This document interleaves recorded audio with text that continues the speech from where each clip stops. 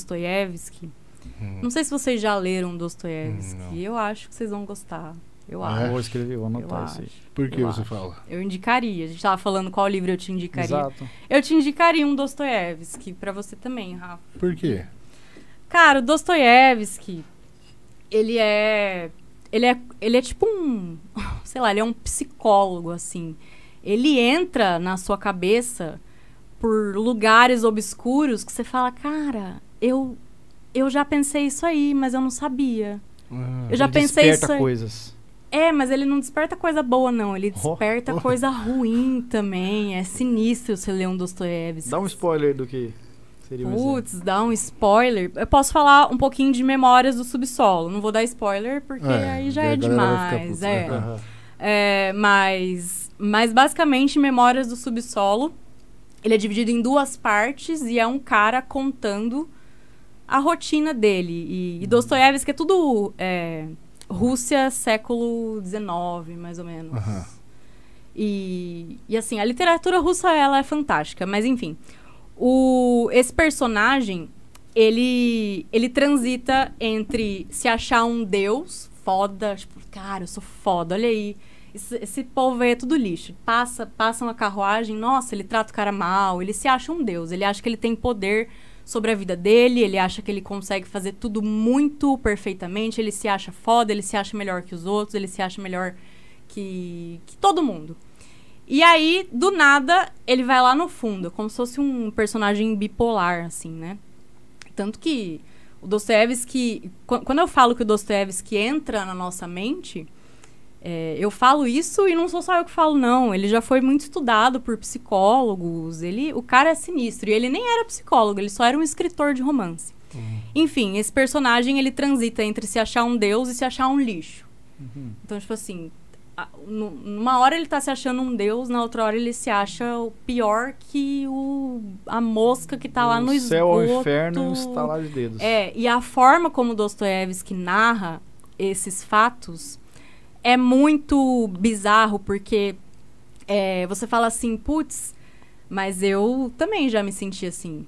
Um deus, uma deusa, já me senti foda, já tratei os outros. Então você meio... inferno, rapidão.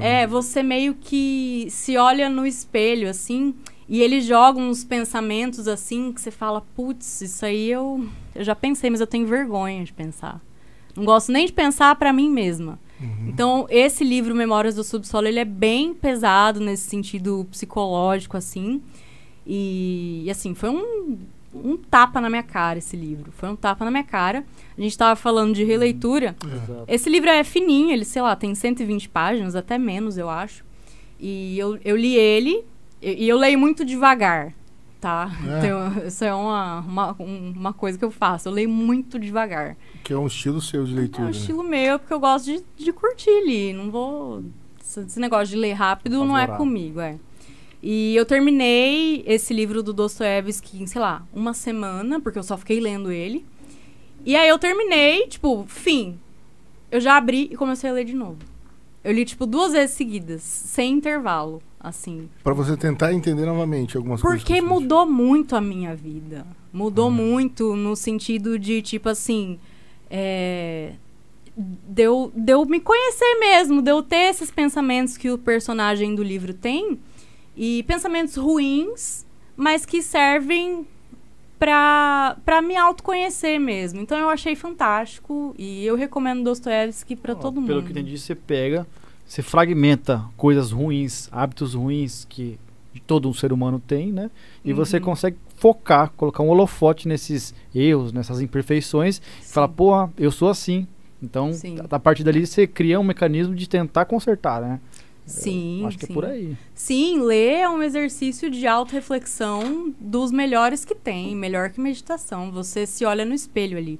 Principalmente lendo esses autores que tem esses personagens que são mais reais, assim, vamos dizer, que tem esses pensamentos mais obscuros e que tem os nossos problemas, assim, como ser humano mesmo. Então é interessantíssimo. Dostoiévski é perfeito. Isso é cabuloso você falar, né? Pô, às vezes tais pensamentos que alguém tem e a pessoa tá sendo julgada por aquilo e você fala, pô, já pensei desse jeito.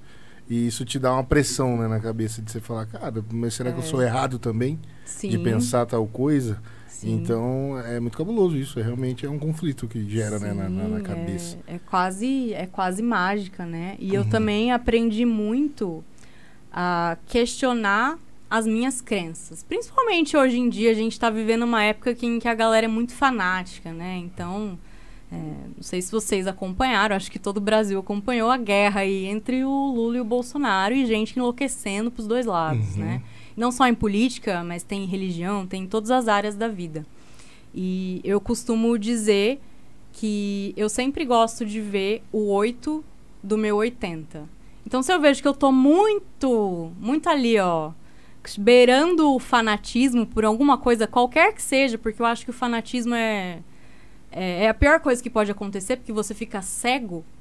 Eu sempre busco ver, tipo, então tá, eu tô aqui no 80, vamos ver o que a galera do 8 ali tá pensando.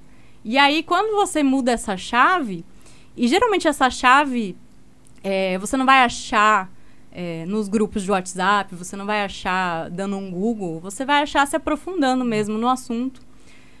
E aí eu sempre gosto de ver o 8 do meu 80 ou o 80 do meu 8. Que isso é quando a gente emite opinião nossa mesmo, realmente, né? Sim. Não aquilo que os outros estão falando e você repete. Sim. Quando você para pra ver algumas coisas, às vezes é até meio broxante. Você fala, pô, caraca, mas é isso. Porque hoje a informação ela vem tão fácil, tão mastigada pra gente, que é muito fácil de entender e aceitar, né? Você replica aquilo, mas você não para pra entender e falar, o Exato. que eu penso disso mesmo, né? Sim. O que é meu pensamento sobre essa questão. Não, você pega um lado e vai junto com a manada em alguma coisa. Sim. Isso é muito ruim, muito prejudicial. E quando você falou que você grifava as páginas, isso foi um dos motivos de você ter criado a página na época? Foi. Na verdade, eu criei o meu Instagram mais ou menos em 2018, 2019. E eu criei pra mim. Não criei pra ninguém, não. Eu criei pra mim. Eu falei, eu vou criar um Instagram aqui. E aí eu gostava muito de ler e eu falava, eu quero... Eu já fotografava os meus grifos pra eu ficar lembrando deles. Os grifos que eu mais gostava eu tinha no meu celular. E aí eu falei, eu vou criar um Instagram onde eu vou postar essas frases e vai ser só pra mim. Eu vou fazer um compilado ali, como se fosse um álbum de foto das frases que eu mais gosto.